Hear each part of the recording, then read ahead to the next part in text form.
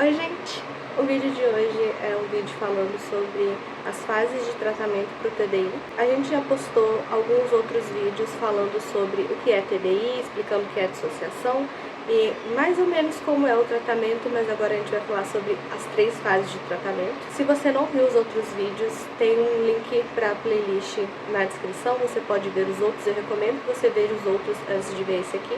Eu quero já dizer que o ventilador tá ligado, provavelmente vai dar pra ouvir o som do ventilador, porque eu moro no Acre e tá fazendo, se eu não me engano, 35, 36 graus. E tá realmente insalubre, não só de sensação, mas quando você vai ver a temperatura, fica escrito que tá na temperatura insalubre, tipo, estado de alerta e coisa do tipo. E eu tô bem de frente pra janela porque eu quero gravar com a luz natural. Então, sem condições alguma de o ventilador ficar desligado. O tratamento para o TDI consiste em 3 fases. A primeira fase é para garantir a segurança, reduzir os sintomas e ter mais estabilidade. A segunda fase é para lidar com as memórias traumáticas.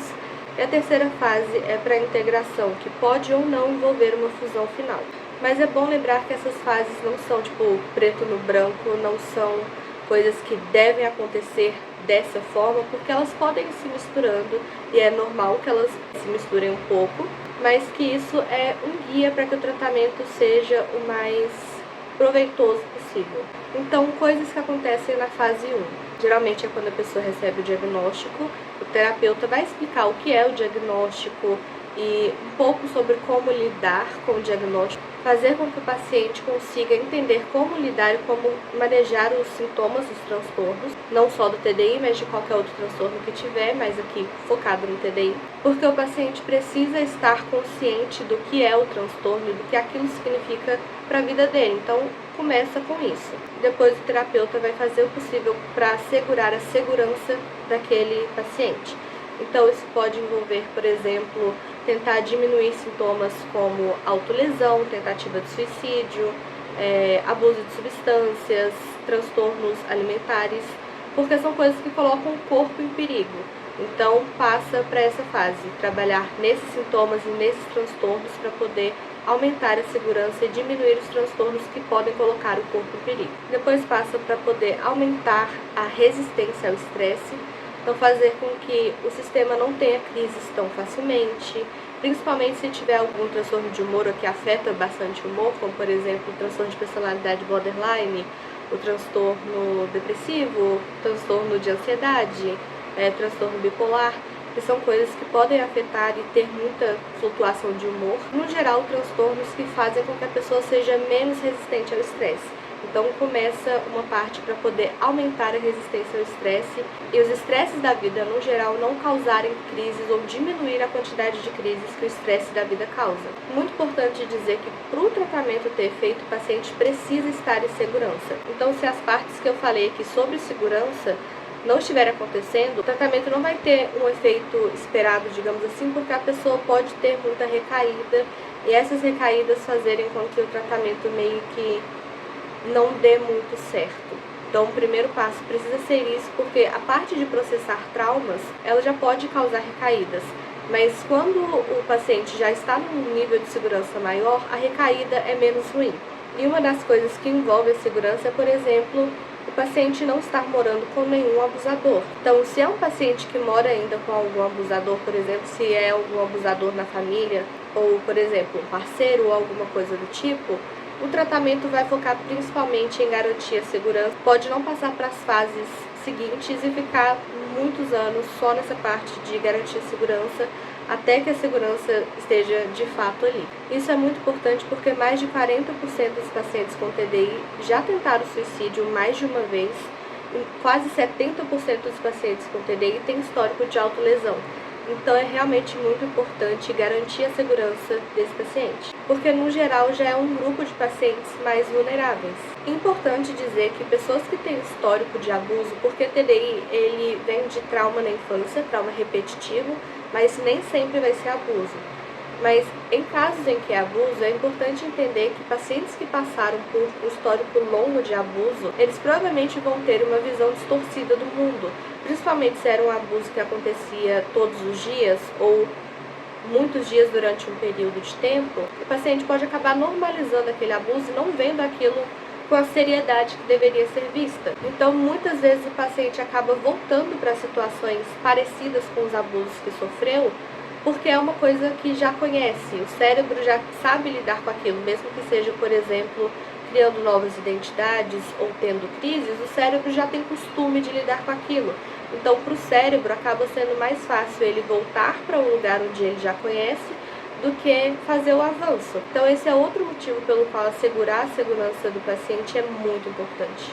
Nessa primeira fase também, o paciente é ensinado a lidar com os flashbacks e é ensinado também a não engajar e não se aprofundar em memórias traumáticas para que não tenha uma desregulação muito grande. Porque nessa primeira fase de tratamento, o paciente ainda está aprendendo a lidar com o transtorno. Não só com TDI, mas com qualquer outro diagnóstico que ele tiver, porque TDI sempre tem comorbidade, então a pessoa precisa aprender a lidar não somente com o TDI, mas com os outros diagnósticos que ela tem. E a pessoa se aprofundar demais em traumas pode fazer com que ela tenha muitas crises e isso acabar sendo uma coisa perigosa. A maioria dos profissionais foca no sistema como um todo e não apenas em uma identidade, até porque o próprio guia diz que não é recomendado você como profissional conversar apenas com uma identidade e negar as outras, seja de negar a existência, de negar conversar com essas identidades.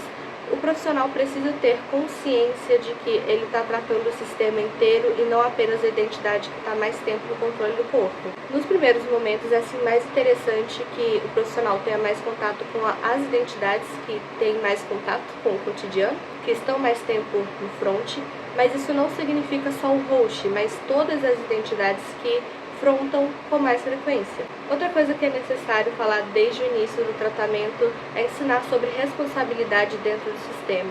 O que eu, como uma identidade do sistema, faço vai ser responsabilidade do Joe, ou da Mary, ou da Lucy. Coisas que aceitam faz vai ser uma responsabilidade minha. Coisas que a Cacau faz vai ser uma responsabilidade minha, porque mesmo que eu seja uma identidade diferente dessas identidades que eu citei aqui, a gente vive a mesma vida, a gente divide o mesmo corpo e o mesmo cérebro. Então, tudo que uma identidade faz, todas as identidades são responsáveis, e é uma coisa muito importante de ser dita logo no início do tratamento para não ocorrer problemas depois. O artigo cita algumas coisas que melhoram a comunicação interna, que é muito importante também, é uma coisa que é trabalhada nessa primeira fase de tratamento. Então, você saber da existência das outras identidades e você saber qual tema de trauma elas têm memória ou de qual trauma, com mais detalhes, elas têm memória.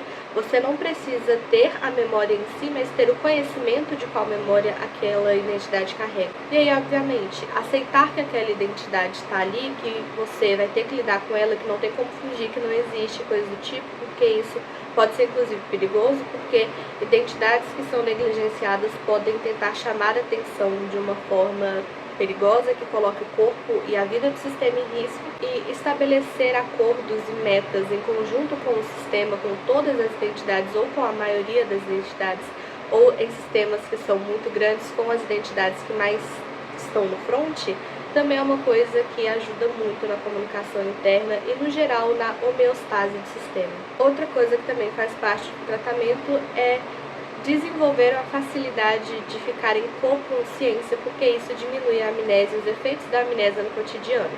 Ainda vai existir amnésia para os traumas, para memórias passadas, mas no cotidiano a amnésia tende a diminuir. Com consciência, por exemplo, eu estou aqui no front e eu estou sozinha no front agora, mas eu tenho consciência de que o Jonas está perto do front vendo o que eu estou fazendo. Então, ele não vai ter uma amnésia completa, ele vai saber algumas coisas do que eu fiz enquanto eu estava gravando o vídeo. Mesmo que ele não tenha a memória completa, ele vai saber de algumas coisas, ele vai lembrar de algumas coisas porque ele estava perto o suficiente para ver. Pode acontecer também de ter cofronte, de que seria, por exemplo, se o Jonas estivesse perto o suficiente da consciência para conseguir controlar o corpo junto comigo. Que não é o caso agora, mas é uma coisa que auxilia para poder diminuir a amnésia no cotidiano.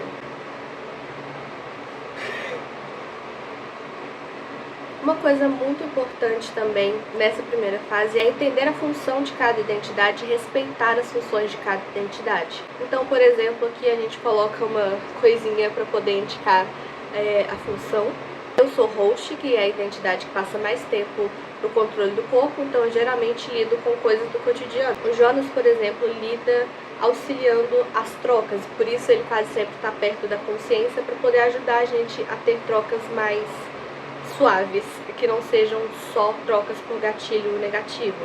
O Joe, ele me ajuda especificamente quando eu tô tendo crise, mas ele também faz muita coisa interna dentro do sistema. Então, não necessariamente todo mundo vai ter só uma função. Geralmente, alters que só tem uma função e unicamente essa função são fragmentos, que são alters menos complexos, que geralmente têm pouco ou nenhum senso de identidade e que desempenham uma função ou um tipo específico de função.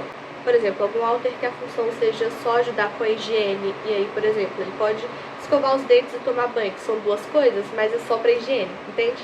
Você respeitar que isso existe, que o sistema funciona assim, e você entendendo funções que você precisa ter dentro do sistema e ir ajeitando, mas com respeito, entendendo que aqueles alters, principalmente no início do tratamento, eles viveram assim por toda a vida até o diagnóstico, é muito importante para você ter respeito pela forma com que aquele sistema sobreviveu até então. É importante entender que cada alter, cada identidade tem uma função no sistema, mesmo que não seja uma coisa tipo muito frequente, do alter vir para o front com muita frequência e tudo mais, que seja talvez, por exemplo, um cuidado interno. Por exemplo, em um dos vídeos que a gente estava respondendo perguntas sobre o nosso sistema, a Mia falou sobre o fato de que uma das funções dela é cuidar das crianças internamente, mesmo que seja uma coisa internamente que a Mia não precise ficar aqui no controle do corpo várias vezes na semana, ela tem um trabalho, uma função que é essencial para o sistema se manter ok, que é cuidar das crianças. O profissional que está fazendo tratamento pode sim pedir para poder falar com outras identidades ou para poder falar com alguma identidade específica, mas é sempre importante lembrar de não dar atenção apenas para a identidade que está mais tempo em front no cotidiano. Uma coisa importante, alguns alters podem ter delírio de separação, o que pode vir, por exemplo, do fato de que o alter não sabe que ele tem TDI, não sabe que ele é parte de um cérebro com várias identidades, ele achar que ele é o único ali e ele agir como se fosse um único, mas pode ser também de o alter achar que ele é uma pessoa separada das outras identidades do sistema. Isso se chama delírio de separação. Isso faz com que, por exemplo, o alter não se responsabilize pelas ações que o sistema inteiro tem, ou ache que as ações que ele toma não vão ter consciência para o resto do sistema, porque ele se vê como uma pessoa separada das outras identidades. Sendo que, na verdade, o transtorno é um indivíduo tendo várias identidades que são, sim, identidades separadas e devem ser respeitadas e tratadas como identidades separadas, mas que são o mesmo indivíduo, o mesmo corpo, o mesmo cérebro. Fazer um mapeamento do sistema pode ajudar, mas não necessariamente vai ser uma coisa super necessária e não é uma coisa que o profissional precisa ficar insistindo que faça, porque isso pode, inclusive, ser ruim para o sistema, porque o sistema pode ter contato com alguma identidade que tem memórias que o sistema não esteja preparado para lidar. E não necessariamente lidar com a memória, mas lidar com conhecimento de que tal coisa aconteceu. Então, o paciente não pode ser forçado a ter contato com coisas que ele não esteja preparado para isso. Inclusive, não pode ser forçado a falar das outras identidades se ele não se sentir confortável para isso. Outra coisa também muito importante de entender é que algumas identidades podem não confiar no terapeuta e tentar sabotar a terapia de alguma forma, seja não indo para terapia, se a terapia for online, desligando a internet, ou desligando a ligação de vídeo no meio, ou simplesmente indo para o front e não falando nada. Isso são coisas comuns de acontecer. E, no geral, o resumão da primeira fase de terapia do TDI é para poder ter mais segurança, ter mais estabilidade emocional e saber lidar tanto com o transtorno quanto com a vida no geral. Agora vamos lá para a fase 2. E sim, este vídeo tá grande, mas é o que eu consigo fazer. Eu juro que eu resumi o máximo que eu conseguia. A fase 2 envolve você trabalhar os traumas. Isso envolve você ter conhecimento dos traumas, lembrar dos traumas, aprender técnicas para poder conseguir tolerar a memória do trauma sem entrar em crise, para então processar as memórias e integrar as memórias. Lembrando que integrar as memórias não necessariamente significa uma fusão, seja fusão parcial ou final, mas é de integrar aquela memória dentro do histórico de vida do sistema. Ao invés de ver o trauma como uma coisa separada, ver o trauma como algo que foi parte da vida como um todo. Essas coisas podem acontecer tanto em terapia quanto fora da terapia, mas com um processo contínuo de busca de autoconhecimento para poder conhecer o sistema, conhecer os traumas e tudo mais, mas obviamente com um terapeuta auxiliando o processo é uma coisa menos perigosa, porque as chances de você ter uma recaída são menores com o terapeuta, porque o terapeuta vai estar ali te ajudando e te ensinando técnicas de autorregulação. E o paciente precisa definir com o terapeuta como isso vai acontecer.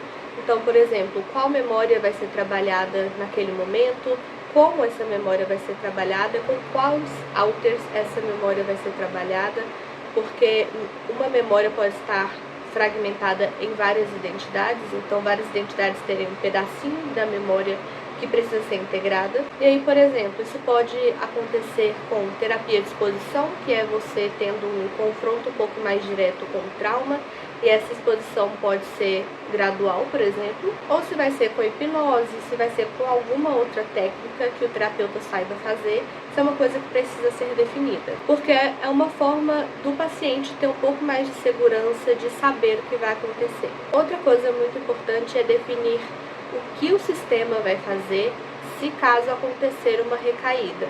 Quais vão ser as identidades que vão estar ali responsáveis por ou impedir que a recaída aconteça, e recaída pode ser tanto a pessoa voltar a ter muitas e muitas crises, quanto a pessoa voltar a usar mecanismos para poder lidar com a dor emocional que sejam ruins, por exemplo, autolesão, voltar novamente a ter muitos sintomas de transtorno alimentar, tentativa de suicídio e coisa do tipo. Então, é preciso definir quais identidades vão ajudar a impedir essa recaída, mas se a recaída acontecer, quais identidades vão conseguir lidar com aquilo. Porque também, novamente, é uma forma de ter um pouco mais de segurança e um planejamento do que fazer se caso algo der errado. Nessa fase do tratamento, os sintomas vão aumentar, porque o sistema vai estar tendo mais contato com as memórias traumáticas, então é comum que tenha mais crises, mas é importante entender crise do que, de qual forma. Então, por exemplo, é comum que tenham mais flashbacks, ou mais crise de choro, mais crise de pânico, mas, novamente, como eu acabei de dizer, é perigoso se, por exemplo, o sistema voltar a ter comportamentos de autolesão, por exemplo. Então, sim, os sintomas vão aumentar, mas é preciso entender como lidar com isso. E sabendo que os sintomas vão aumentar, é mais fácil você compreender que realmente precisa de um planejamento para poder lidar com o aumento dos sintomas. E nessa fase é encorajado que o sistema tenha mais contato com aquelas memórias traumáticas. Na primeira fase, o paciente não pode ter tanto contato com esse tipo de memória, porque pode trazer uma desregulação muito alta. Já nessa segunda fase, o paciente precisa ter contato com essas memórias para poder ir processando o que aconteceu. E como eu disse, às vezes uma mesma memória está fragmentada com várias identidades diferentes. Então, se esse for o caso, é preciso reunir essas identidades para poder conseguir entender o total do que aconteceu, para poder esse total ser processado, ao invés de só partes pequenas serem processadas por várias identidades diferentes. Nessa coisa de juntar as identidades, eu não estou falando de fusão, eu estou falando de, por exemplo, uma identidade estar no front e as outras estarem perto para poder irem entendendo melhor o que aconteceu e irem processando em conjunto. Uma coisa muito comum de acontecer nessa fase do tratamento é o paciente sentir luto pela vida que não conseguiu ter por causa dos traumas, por causa dos transtornos.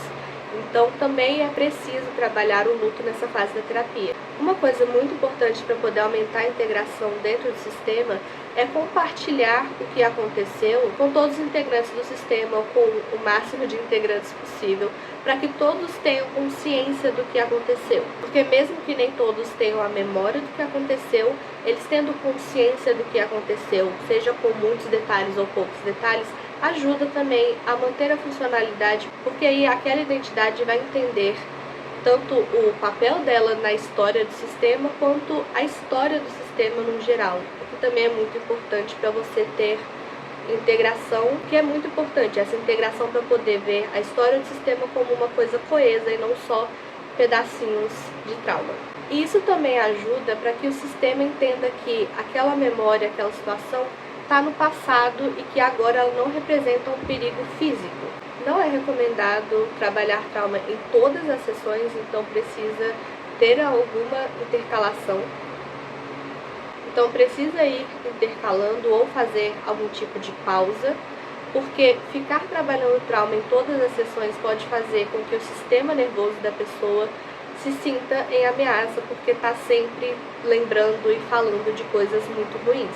Se acontecer de o processamento de algum trauma ser muito forte e causar desestabilização no paciente, é preciso voltar para a fase 1, tentar garantir a segurança do paciente novamente e ir construindo as coisas até voltar para a parte 2.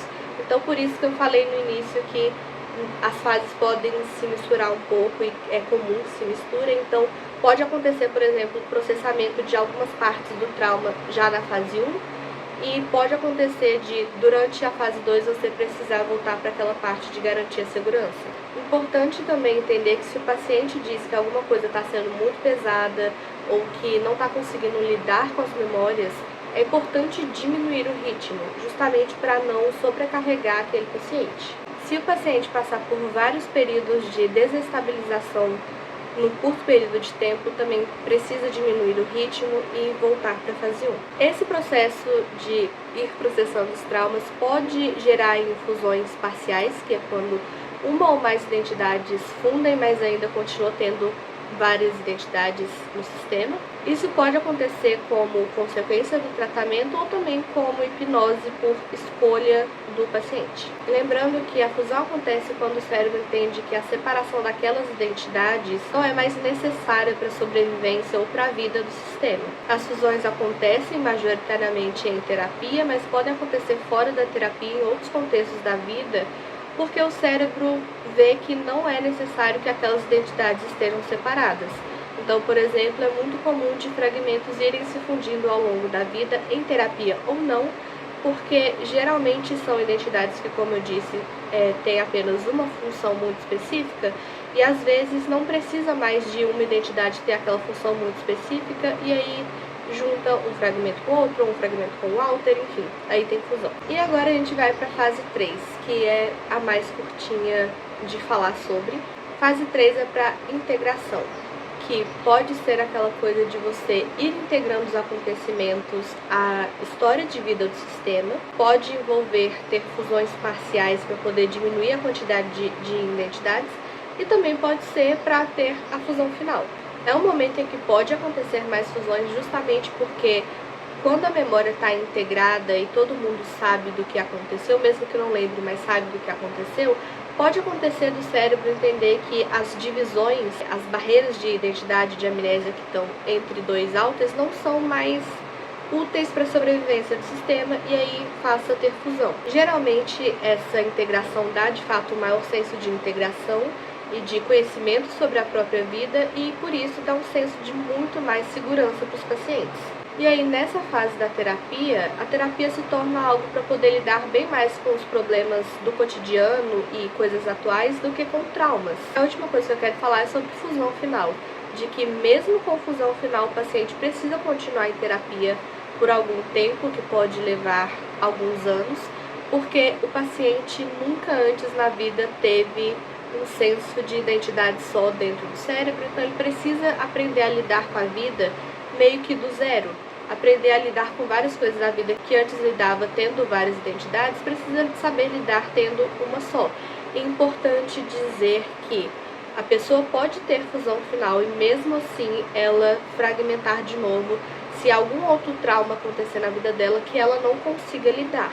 Então, fusão final não é uma cura para o transtorno. Ela pode ou não ser uma coisa permanente, e se a pessoa atinge a fusão final, ela para de atender os critérios diagnósticos, então ela tecnicamente vai parar de ter TDI, mas ela pode voltar a fragmentar e estar dentro dos critérios diagnósticos novamente. Então, não é uma coisa necessariamente que vai ter uma cura. Enfim, eu espero que vocês tenham gostado do vídeo, que tenha sido informativo, que vocês tenham gostado de aprender um pouco mais e principalmente se você é sistema, você consiga entender o que você deve esperar da terapia.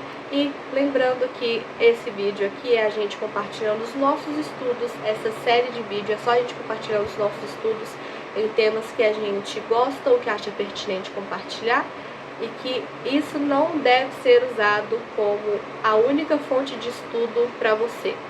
O guia está aí disponível na internet, então se você tem interesse, procura o guia para poder baixar, leia o guia você mesmo e entenda o guia, porque isso aqui é só um resumo. Não tem como você estudar nada só por resumo.